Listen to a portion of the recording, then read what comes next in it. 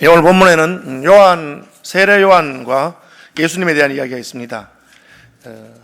세례는 구약 성경에는 안 나오는 용어입니다. 그래서 비슷한 것으로는 결례라고 하는 것이 있을 수 있어요.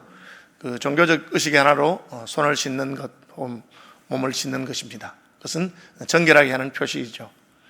세례는 구약에 없던 거였는데 요한이 세례를 주면서 시작되었다고 볼 수 있습니다.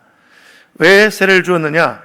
33절에 보면 하나님이 요한에게 세례를 주라고 그렇게 말했다고 되어 있습니다. 나도 그를 알지 못하였으나 나를 보내어 물로 세례를 베풀라 하신 그이가 나에게 말씀하시되, 그렇게 되어 있습니다. 요한을 보내신 분 하나님이시죠. 하나님께서 요한에게 물로 세례를 베풀어라 그렇게 했습니다. 물론 이 세례의 배경인 결례는 몸을 씻는 것이고, 요한이 광야에 있을 때 요한과 같은 광야에서 로마 사람들의 손길을 피해서 자기들의 신앙 공동체를 이루는 그런 그룹들이 있었다고 합니다. 우리는 쿰란 공동체라고 하는데 사해 주변에 쿰란 동굴들의 그 공동체 흔적이 아직도 남아 있습니다. 그리고 그 흔적을 보면 거기에 세례를 베풀었던 곳이라고 여겨지는 그런 유적들이 있습니다. 그래서 어떤 분들은 이 쿰란 공동체가 구약의 결례에서 근거해서 자기들의 몸을 씻는, 그 광야이기 때문에 물도 부족하지만 그러나 그런 세례 의식 같은 것을 행하지 않았을까? 하나님께서는 그 요한이 있던 그런 공동체에 행하는 것을 보고 요한에게 너 이제 내 명령을 받아서 유대인들에게 가서 내가 전하라고 하는 말을 전할 뿐 아니라 그들에게 세례도 베풀어라, 그렇게 말씀하셨다, 그렇게 해석할 수도 있습니다. 그 요한의 세례는 무슨 의미입니까? 그것은 메시아의 길을 준비하는 것입니다. 오시는 분이 있는데, 왕이 오시는데 그분이 오심을 준비합니다. 마치 우리가 신부가 신랑을 맞이하기 위해서 몸을 씻고 단장하는 것처럼, 혹은 손님이 방문하기 위해서 자기 몸을 씻고 방문하는 것처럼, 주인이 손님이 오는 것을 위해서 몸을 씻고 준비하는 것처럼 일종의 준비하는 모임, 준비하는 어떤 그런 행동이라고 할 수가 있습니다. 왜 몸을 씻습니까? 그것은 몸이 더럽기 때문에. 여기서 더럽다는 말은 먼지가 묻어서 위생적으로 더럽다는 뜻이 아니고 종교적으로, 의식적으로 더러움을 씻는 그런 상징적인 행동이라고 할 수가 있습니다. 그런데 왜 우리가 몸을 씻고 오실 분을 준비합니까? 그것은 우리가 죄인인 것을 인식하기 때문에 그렇습니다. 왜 죄인인 것을 인식하게 됩니까? 하나님을 만나면 내가 죄인인 것을 깨닫게 됩니다. 그래서 요한은 나는 너희로 회개케 하기 위해서 회개하라고 물로 세례를 베푼다, 그렇게 말했습니다. 하나님을 만난 사람들은 자기가 죄인인 것을 깨닫게 됩니다. 그래서 이사야 선지자가 성전에 들어가서 하나님을 만난 첫 번째 반응이 망했구나, 화로다 나여 망하게 되었구나. 이 망했단 말은 죽었다는 뜻입니다. 우리가 남편이 죽은 사람을 미망인다 하죠. 따라 죽지 못했다고 미망인다 합니다. 옛날 표현이긴 하지만 어쨌든 망자, 사망할 때 망자입니다. 화로다 나여 죽었구나, 망하게 되었구나. 나는 입술이 부정한 자요, 입술이 부정한 백성 가운데 거하면서 만군의 왕이신 여호와를 배웠구나. 하나님을 보고 나니까 나는 너무 누추하고 더럽고 죄인이라서 하나님을 감히 만날 수가 없다는 것을 깨닫게 된 것입니다. 똑같은 반응이 예수님이 하나님의 아들이심을 깨달은 제자들에게 나타났습니다. 밤새도록 물고기 한 마리 못 잡던 베드로가 예수님 말을 듣고 깊은 데로 가서 그물을 던졌는데 물고기가 가득한 것을 보는 순간에 주여 나를 떠나소서, 그렇게 말합니다. 그 다음 말이 뭡니까? 나는 죄인이로소이다. 요한의 세례는 이처럼 우리는 죄인이기 때문에 하나님께서 우리에게 오셨어도 우리가 그분을 영접할 수 없고 그분을 모실 수 없으니까 우리는 죄를 씻고 그분을 영접할 준비를 합시다 하는 것입니다. 그래서 회개하는 것이 요한의 세례를 받는 준비입니다. 회개하는 자는 요한의 물세례를 받을 수가 있습니다. 요한이 아무에게나 세례를 주었습니까? 그렇지 않습니다.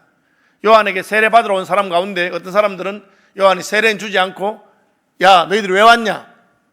누가 너희들을 임박한 진노를 피하라고 하더냐? 진짜 내게 세례 받고 싶으면 마음을 달리 먹어라. 그렇게 말했습니다. 요한이 점점 유명해지고 너도 나도 세례 받는 것이 일종의 종교적 유행이 되니까 회개할 마음도 없으면서 나도 요한에게 세례 받았다, 그렇게 말하려고 오는 사람들이 있었습니다.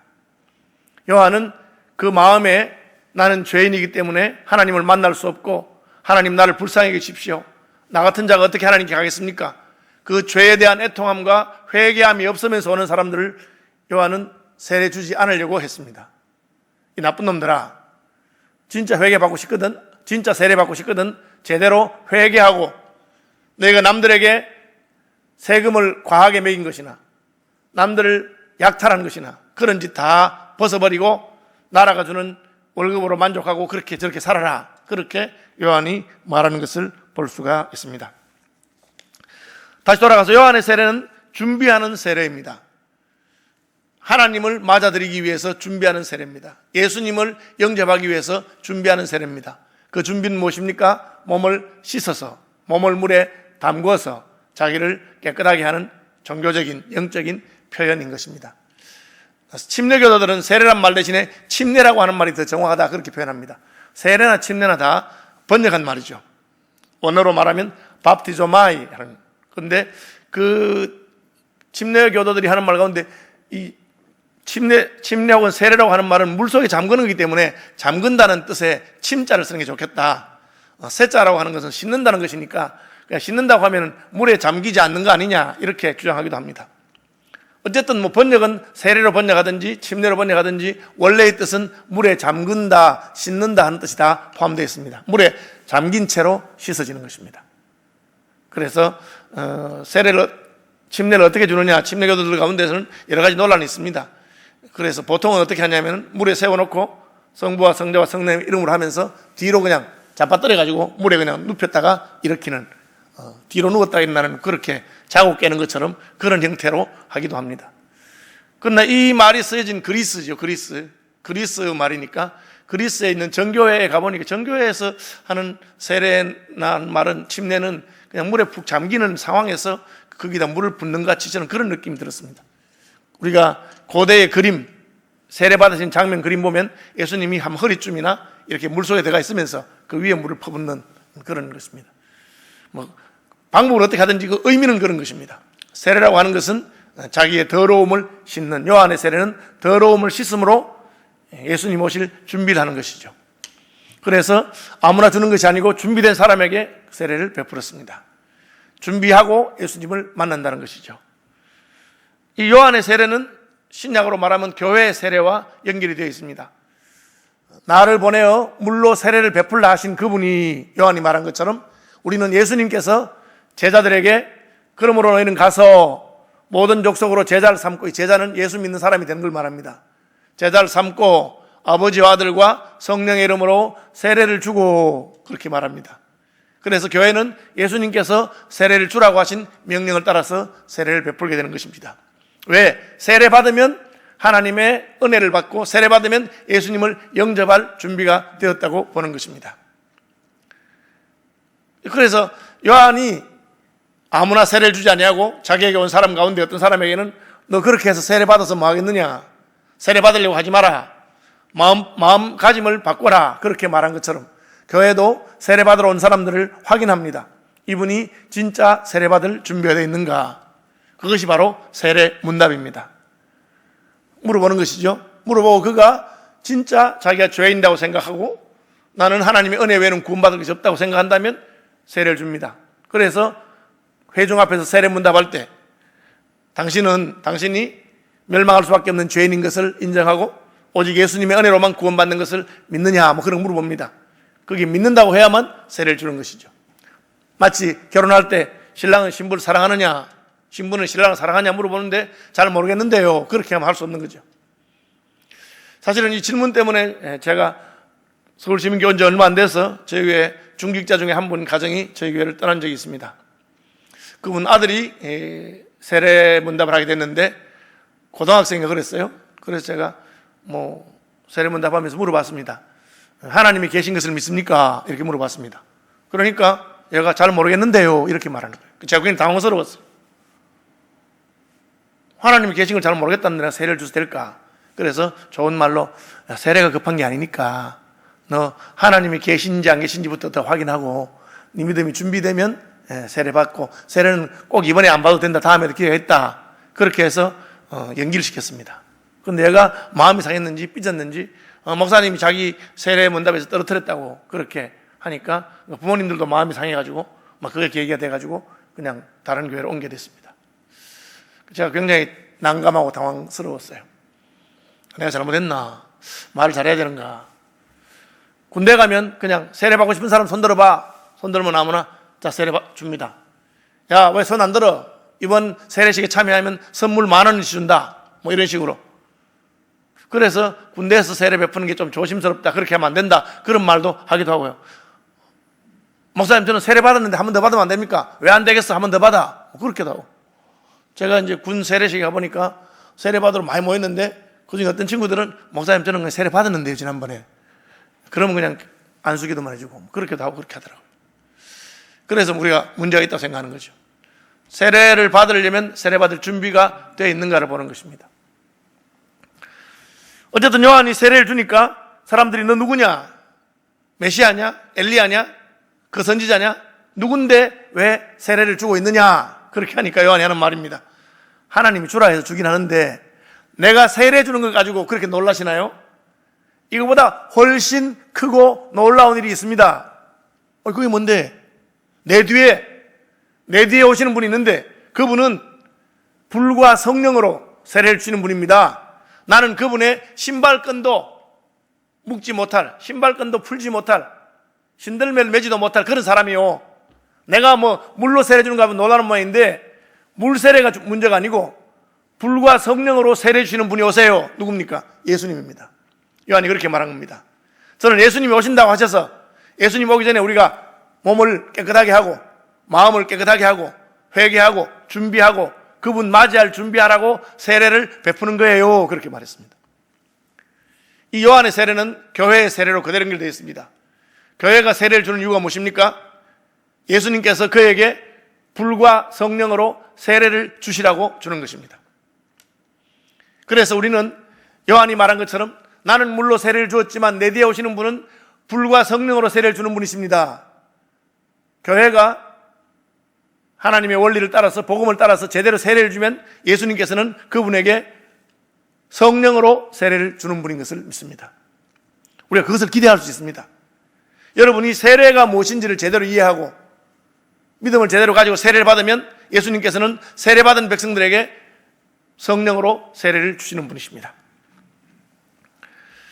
다시 말하면 예고편은 물세례이고 본편은 성령 세례라고 할 수 있습니다.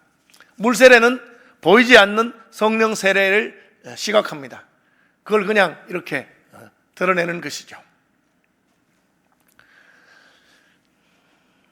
그러면 이제 적용은 무엇입니까? 첫째는 우리는 물세례를 받았으니 성령 세례도 받자 하는 것입니다. 혹시 아직 물세례 받지 않은 분들은 물세례도 받으시고 성령 세례도 받자 하는 것이 첫 번째 적용입니다.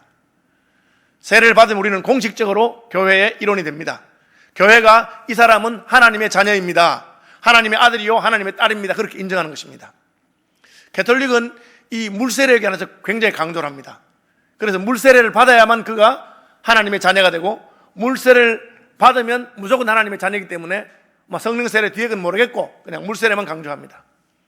그래서 어떤 사람이 세례를 받지 않고 성당에 다녔는데 세례 받지 않고 죽을 때가 되면 빨리 세례를 줍니다.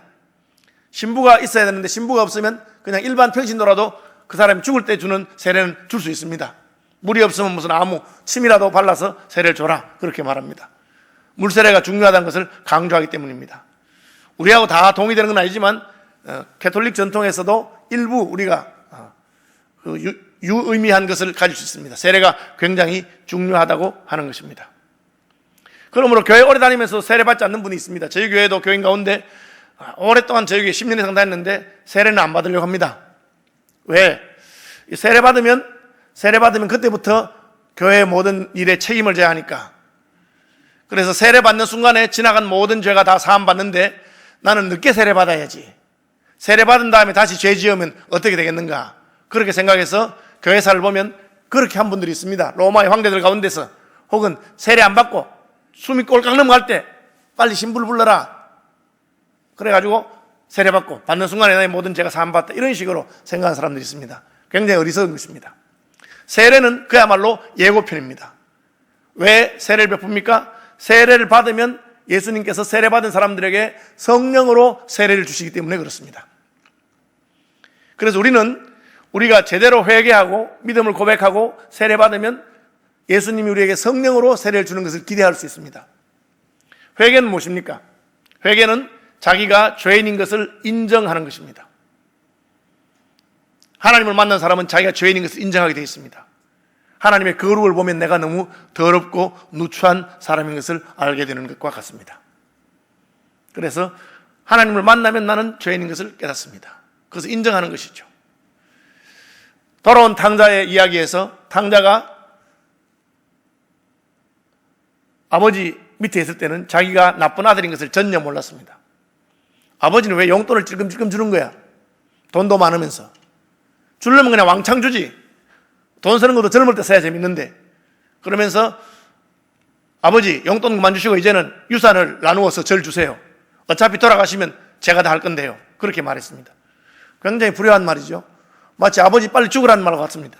죽으면 다 내 건데. 아버지는 마음이 상했지만 둘째 아들 몫의 유산을 떼줬습니다.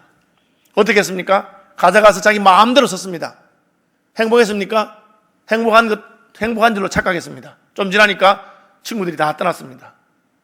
돈 떨어지니까 아무도 자기를 위해 주는 사람이 없습니다. 먹을 것이 없습니다. 돼지가 먹는 쥐염 열매를 먹으려는데 그것도 돼지가 안 줘서 빼앗아 먹기 힘들었습니다. 그제서야 회개합니다. 내가 하늘과 아버지께 죄를 지었다. 자기가 죄를 지은 것을 인식한 것이죠. 나는 불효자였구나. 나는 하늘과 아버지께 죄를 지었구나. 그것이 회개의 출발입니다. 자기의 죄를 인식하는 것이죠. 그리고 어떻게 합니까? 고백합니다. 잘못했다고 고백하는 것입니다. 회개의 두 번째 단계는 죄를 고백하는 것입니다. 우리가 만일 죄 없다 하면 스스로 속이고 진리가 우리 속에 있지 않다고 요한은 요한 1서에서 말했습니다. 그러나 만일 우리가 우리 죄를 자백하면 저는 미쁘시고 어려우사 우리 죄를 사하시며 모든 불의의 소리를 깨끗게 하신다고 했습니다. 회개의 두 번째 단계는 내가 마음으로 깨달은 죄인인 것을 인정한 것을 입술로 고백하는 것입니다. 끝입니까? 아닙니다. 입술로 고백한 것을 행동으로 옮기는 것이 끝입니다. 연결되어 있습니다. 마음으로 죄를 깨닫고 입술로 죄를 고백하고 고백한 그대로 고치려고 노력하는 것입니다. 그것이 회개하는 것입니다. 회개하는 마음이 있으면 세례를 받을 수 있습니다. 내가 죄인인 것을 인정하는 것이죠. 하나님은 누구든지 구원할 수 있지만 죄 없다고 하는 사람은 구원할 수 없습니다. 예수님이 하신 말씀입니다. 너희가 죄 없다 하니 너희 죄가 그냥 있다. 너희가 죄인이 되었더라면 너희가 소경이 되었더라면 다시 볼 수 있으려니와 너희가 본다고 하니 너희 죄가 그냥 있느니라. 그렇게 말했습니다. 제가 수영을 잘해서 물에 빠진 사람을 건질 수 있는 실력이 있다고 합시다. 내가 아무리 수영을 잘해도 못 건지는 사람이 있습니다. 누굽니까? 물에 안 빠진 사람. 죄 없다고 하는 사람 하나님은 그 사람 죄를 용서할 수 없습니다. 하나님 저는 죄인입니다. 여러분 교회 나오면 마음이 이상하고 내가 나 같은 것에 기도를 하나님 들으실까? 나의 예배를 받으실까? 그런 마음이 있으면 여러분 은혜를 받은 것입니다. 우리가 죄인인 것을 하나님께서 깨닫게 하십니다. 그래서 물로 세례를 받는 것입니다. 죄를 씻는 상징적인 의미가 있습니다. 이 요한의 세례가 신약 교회의 물세례로 연결되면서 거기서 바울은 의미를 하나 더 보탰습니다. 단순히 죄를 씻는 것으로만 충분하지 않고 예수님과 함께 죽는 것이다. 왜? 예수님이 내 죄 때문에 십자가에 죽으셨기 때문에. 세례 받는 것은 예수님이 십자가에 죽으신 것이 내 죄 때문에 죽은 것을 인정하고 나도 예수님과 함께 죽었다고 고백하는 것이다. 바울은 로마서 6장에서 세례를 받음으로 예수와 함께 십자가에 못 박혀 죽는다고 그렇게 고백했습니다. 왜 죽어야 됩니까? 내가 죽으면 내 속에 새로운 주인이 오시기 때문에 그렇습니다. 예수님은 어떤 분입니까? 성령으로 세례를 주시는 분이십니다. 우리가 물 세례를 제대로 받으면 성령으로 세례가 임합니다. 아니, 물 세례는 받았는데 성령은 못 받은 분도 있는 것 같던데요? 물 세례 안 받았는데도 성령 받은 분이 있는 것 같던데요? 예, 그렇습니다. 똑같이 겹치는 건 아니지만 그렇게 되는 것이 정상적인 것입니다. 우리가 아기를 가지면 10달이면, 정확하게 말하면 9달 뭐 조금 지나면 아기를 낳습니다. 근데 어떤 사람은 조금 늦게 낳기도 합니다. 저희 둘째는 보름 늦었습니다. 예정일보다. 좀 일찍 낳기도 합니다. 그죠? 그러나 낳는 것은 분명합니다. 물 세례가 먼저든지 성령 세례가 먼저든지 이렇게 할 수 있습니다. 그러나 원리는 우리가 물 세례를 제대로 받으면 예수께서 물 세례를 받은 이들에게 성령으로 세례를 준다고 믿는 것입니다. 공적으로 여러 사람 앞에서 신랑과 신부가 서로 사랑하고 하나가 되고 결혼이 되는 것을 결혼하고 그 고백하면 부부가 되는 걸 인정하는 것 같습니다. 사정이 있어서 결혼식 못하고 혼인신고만 하고 살다가 아기를 낳고 나서 형편이 좀 비어서 늦게 결혼식을 하는 사람도 있을 수 있습니다.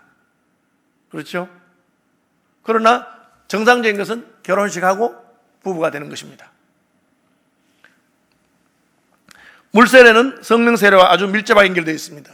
왜?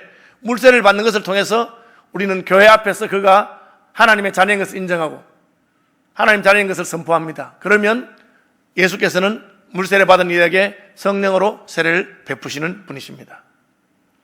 이게 연결되지 않을 때는 여러분 자기를 돌아봐야 됩니다. 그런 경우가 종종 있었습니다. 물세례를 받았는데 성령세례를 못 받았거나 성령세례를 받았는데 물세례를 받기 전에 받은 경우입니다. 베드로는 고넬료의 집에 가서 복음을 전했는데 이분들에게 세례도 받기 전에 성령을 먼저 받았습니다. 베드로가 깜짝 놀라서 성령을 받으셨으니 내가 왜 물세례를 주는 것을 미루겠습니까? 하고는 성령 세례 받은 고넬료의 가족에게 물세례를 줍니다. 이미 하나님의 자녀가 되고 하나님께서 성령을 보내서 인정하셨으니까 나는 바로 물세례를 주겠다는 것입니다.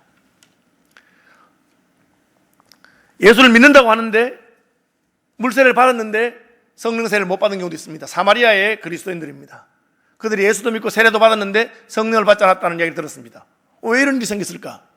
다시 찾아가서 예루살렘 교회가 사마리아와의 그 원수된 것을 다 하나로 화목하면서 불화한 것을 없애고 축복하고 안수기도 할 때 성령이 임했습니다. 하나님께서는 우리가 세례받는 경우에 성령으로 세례받는 것을 원하시고 그렇게 하기를 원합니다. 그러나 우리가 고쳐야 될 것 혹은 잘못 알고 있는 것이 있으면 그것을 회복하고 세례 주시길 원하는 겁니다. 왜 물세례로 충분하지 않고 성령으로 세례를 받아야 됩니까? 물세례는 사회적인, 종교적인, 의식적인 행동입니다. 성령 세례는 무엇입니까? 우리의 영혼에 관계되는 행동입니다. 단순히 우리가 종교적으로, 의식적으로 세례를 받는 것으로 충분하지 않습니다. 그것을 통해서 하나님의 성령의 역사가 우리 속에 있어야 되는 겁니다. 제가 목사로서 목회를 하면서 제일 어려운 부분이 누구냐? 교회는 오래 다녔는데 교회의 모든 행동이라든지 이런 건 잘 아는데 저분이 성령을 받으셨을까? 성령 세례는 받았는가? 그런 게 마음에 걸리는 분들이 있습니다. 왜? 성령 세례를 받지 않고는 하나님이 기대하시는 그 단계를 넘어설 수가 없습니다. 그분은 인격적으로 좋은 분일 수 있고 그리고 목사한테 잘할 수도 있고 교회 일에 열심일 수 있습니다. 그렇지만 성령 세례를 받으면 성령께서 오셔야 우리의 영혼의 깊은 곳에서부터 어떤 변화가 일어납니다. 아직까지 문제가 많고 교회 일에 대해서 잘 모르고 종교적인 훈련이 전혀 안 된 분이라 하더라도 반대로 그가 먼저 성령을 받으면 그 다음에 그는 믿음 안에서 빨리빨리 자랍니다. 무슨 말 해도 다 듣습니다. 당신 죄인입니다 하면 아멘 합니다. 내가 무슨 죄인이야? 요즘 신문 보니까 목사들이 더 나쁜 놈들이 많더만. 예수 믿는 사람이나 나나 무슨 차이가 있어? 그렇게 반발하지 않습니다. 왜?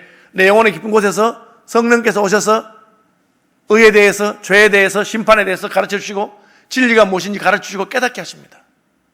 그러면 하나님의 말씀이 답니다. 아, 하나님께서 그렇게 말씀하시는구나. 내가 그렇게 살아야 되겠다.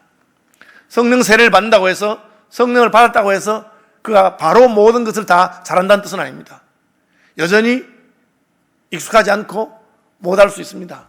그럼에도 불구하고 마음 깊은 곳에서 나는 그렇게 살아야 되겠다. 목사가 교인들이 잘하지 않는 이야기, 헌금에 대해서 헌금하십시오 그렇게 말하면 성령 받은 사람들은 전혀 그 반응이 없습니다. 그렇지, 내가 하나님 나라에 위해서 더 하면 좋겠다, 그런 마음이 생깁니다. 그렇지 않으면 왜 교회에서 돈 이야기 하는 거야? 그런 마음이 듭니다. 그것은 하나님의 영이 우리 속에 들어오시면 하나님 말씀은 무엇이든지 다 받기 때문에. 성령 받아, 저는 누가 나를 보고 권 목사님 왜 그렇게 살아요? 그러면 기분이 나쁘지 않습니다. 그렇죠, 제가 더 잘해야 되는데 죄송합니다. 왜? 내 속에 계신 성령께서 그 말이 옳지, 너 알지? 응? 그렇게 가르치십니다. 세월이 지나갈수록 내가 더 기도 열심히 해야 되겠다. 세월이 지나갈수록 내가 무슨 땅의 영광을 보려고 이러는가. 주님 앞에 갈 날이 다가오는데 주님 앞에 갈 준비를 좀 더 해야 되겠다. 하나님 시킨 대로 좀 더 살아야 되는데, 그런 마음이 자꾸 생깁니다. 그것은 하나님의 영이 우리 속에 오셔서 우리 영으로 더불어 하시는 것입니다. 그것을 예수님이 하시는 거예요. 그 당시 유대 배경에서 세례 요한한테 와서 세례 받으러 오는 것만 해도 대단한 일입니다. 처음에는 참 힘든 일이었을 것입니다. 근데 요한은 뭘 합니까? 뭘 이걸 가지고 그러세요, 이거. 나는 그냥 하나님께서 물로 세례를 주라고 해서 주는데, 내 뒤에 오시는 분이 계시는데 그분은 성령으로 세례를 줄 거예요. 다른 말로는 불세례라고 그랬어요. 영혼에 불타오르는 것처럼. 죄에 대해서 너무 막 분하고 억울하고 원통한 마음, 회개하는 마음이 생기고, 의에 대해서 갈망하는 마음이 생기고, 심판이 있을 것을 확실히 믿어지는. 여러분, 요즘 사람들은 지옥 이야기하면 기분 나빠하는 사람들이 많습니다. 그런데 성경은 지옥에 대해서 이야기합니다. 성령 받지 아니하고 하나님께서 지옥을 만드셨다는 게 이해가 되겠습니까? 오늘 하나님이 왜 지옥 같은 걸 만들어가지고. 물세례도 성령 세례도 다 받아야 됩니다. 특별히 성령 세례를 받아야 됩니다. 물세례는 그냥 교회에서 여러분이 믿음을 고백하고 받으면 됩니다. 받으셨죠? 아직 받지 않은 분은 받으시기 바랍니다. 성령 세례는 어떻게 해야 됩니까? 제대로 물세례를 받고 하나님 앞에 나가면 됩니다. 제대로 물세례를 받는다는 뜻이 무엇입니까? 물세례를 받는다는 것은 회개한다는 뜻입니다. 물세례를 받는다는 것은 내가 죽는다고 하는 뜻입니다. 그것이 바울이 물세례의, 교회의 물세례의 의미가 무엇인지를 설명하면서 로마서 6장에 말한 것입니다.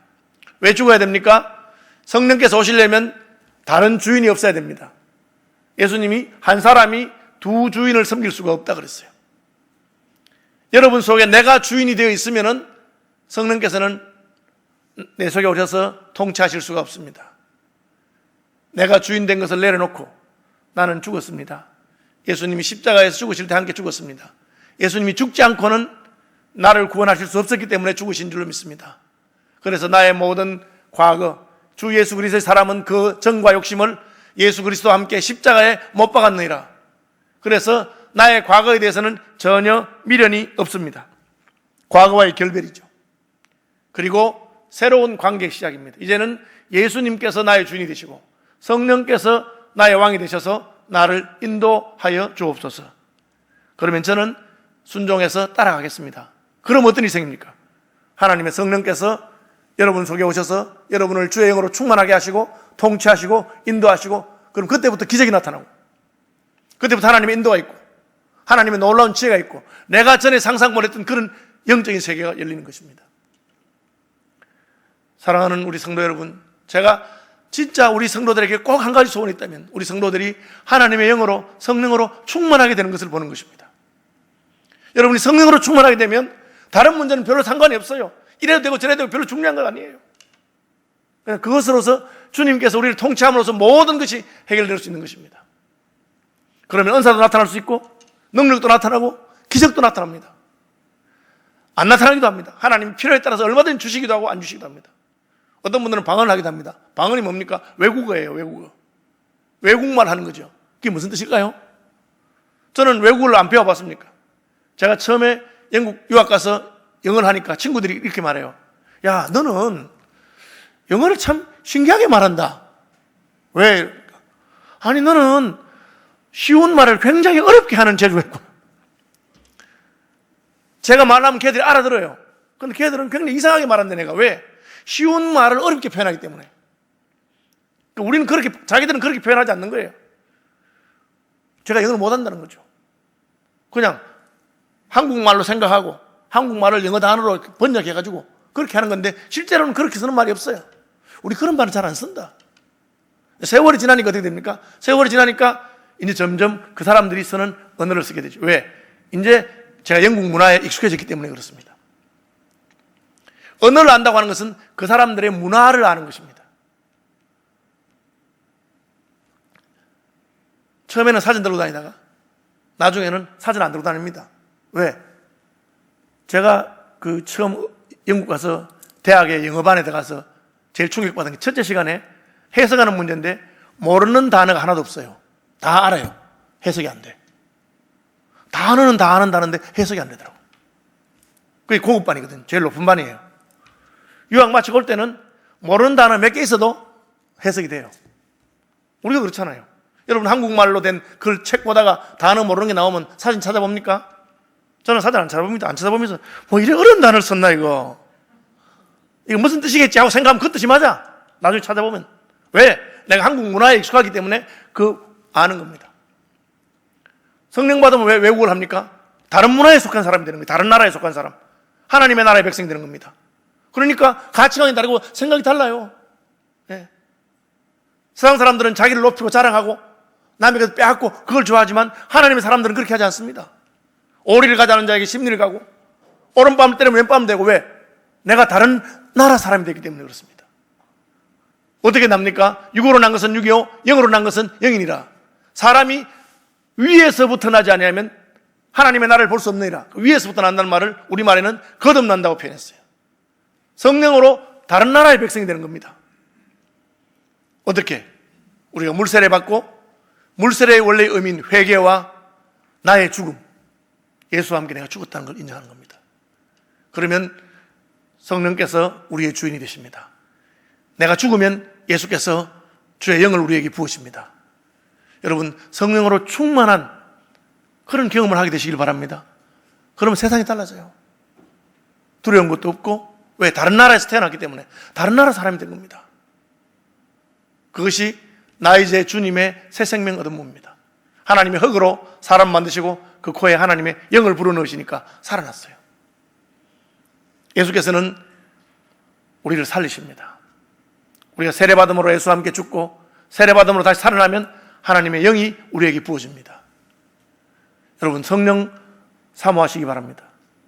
물세례를 받았으면 성령 세례를 받으시고 성령 세례를 받았으면 그 받은 성령이 내게 충만하게 임하시기를 날마다 성령 충만을 간구하고 성령과 함께 교제하고 성령과 함께 동행하시기 바랍니다.